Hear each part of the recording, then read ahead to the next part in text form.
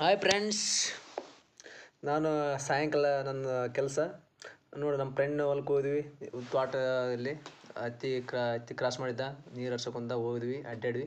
ಅಲ್ಲಿಂದ ಸೀದಾ ಪಾಂಡುರಂಗ ದೇವಸ್ಥಾನಕ್ಕೆ ಬಂದ್ವಿ.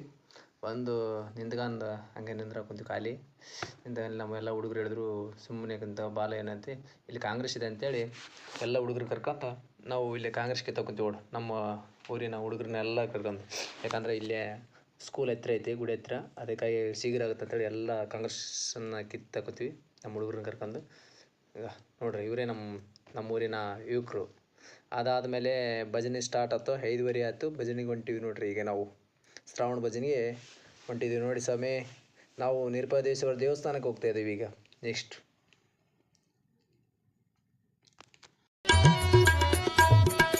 ಅರಳಗುಂಡಗಿಯಲ್ಲಿ ನಿನ್ನಯ ಜನನ, ಸಾಲುಕ್ಯ ಮನೆತನಕ್ಕೆ ನೀನಾದೆ ಕಿರಣ, ನಿತ್ಯವೂ ಮಾಡಿದೆ ಗುರುವಿನ ಸ್ಮರಣ.